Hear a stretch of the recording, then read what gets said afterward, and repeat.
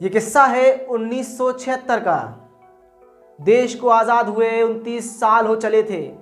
देश तो आज़ाद हुआ, पर अयोध्या में भगवान राम को उनकी जन्मस्थली पर ताला लगाकर कैद कर दिया गया, क्योंकि देश की राजनीति आज़ादी के बाद एक अलग ही दिशा की ओर अग्रसर हुई, जिसने करोड़ों करोड़ हिंदुओं की आस्था की कोई परवाह किए बिना राम जन्मभूमि पर रामलला को ताले में कैद कर दिया। देश की आस्था को न सिर्फ ताले में कैद किया गया, बल्कि कई कई षड्यंत्र हुए। वो राम जो इस देश का आधार हैं, उनको आधारहीन बताया गया। कहीं कोई प्रयास इस प्रकार से नजर नहीं आए कि राजनीति चाहती हो कि उस स्थल पर भगवान राम का मंदिर बने। फिर एक प्रयास तब नजर आया जब कोर्ट ने दखल दिया और आर्कियोलॉजिकल सर्वे ऑफ इंडिया की एक टीम बनाकर उसको काम दिया कि वो इस संबंध में साक्ष्य जुटाए कि उस स्थल का जो विवादित है और हिंदुओं द्वारा भगवान राम की जन्मभूमि बताया जाता है, उसका क्या इतिहास है। उस स्थल से लगातार ऐसे खंबे और ऐसी कई मूर्तियां साक्ष्य के रूप में बाहर निकल रही थी, जो इस बात की गवाही दे रही थी कि वो स्थल पूर्व में मंदिर ही था।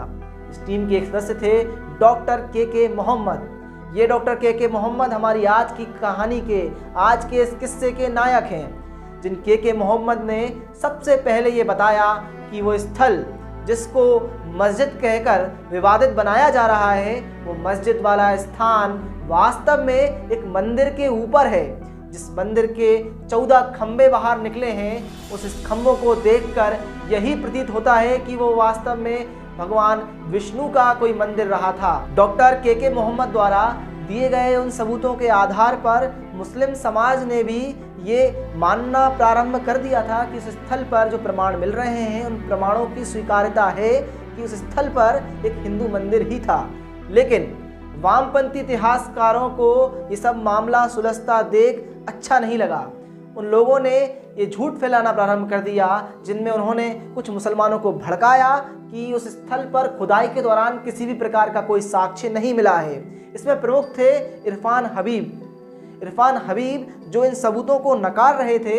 उनके बारे में डॉक्टर के मोहम्मद का कहना था कि जो इतिहासकार इस बात को नकार रहे हैं, उनको पुरातत्व की समझ तक नहीं है।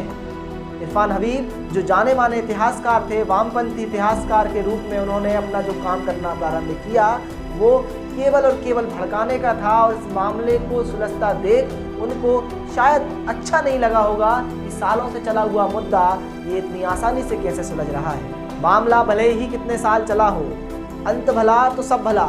सुप्रीम कोर्ट ने जब राम जन्मभूमि के संबंध में अपना फैसला सुनाया, तो ये बात कही कि 1976 के दौरान जो आर्कियोलॉजिकल सर्वे ऑफ इंडिया ने साक्ष्य जुटाए थे, वो साक्ष्य एकदम पुख्ता थे। इसके आधार पर ये कहा जा सकता है कि वो स्थल मस्जिद से पहले एक हिंदू मंदिर था। मस्जिद उस मंदिर के ऊपर ही बनाई गई थी। डॉक्टर के मोहम्मद ने ये बात सबसे पहले जनमानस तक पहुंचाई थी कि वो स्थल हिंदू मंदिर था। इस कारण से डॉक्टर के मोहम्मद को विभागीय जांच से गुजरना पड़ा और बात उनके सस्पेंशन तक आ गई थी। जब पत्रकारों ने इस संबंध में उनसे चर्चा करी, तो डॉक्टर के मोहम्मद का कहना था कि झूठ बोलने से अच्छा है कि वो सच बोलते हुए मर जाएं। ये थे डॉक्टर के मोहम्मद और राम जन्मभूमि के इतिहास में, इस संघर्षों के इतिहास में उनका एक योगदान। ऐसे ही और किस्से मैं मधुर शर्मा आप तक राष्ट्र मंदिर इस विशेष सीरीज़ के द्वारा लाता रहूँगा। तब तक के लिए मुझे आज्ञा दीजिए।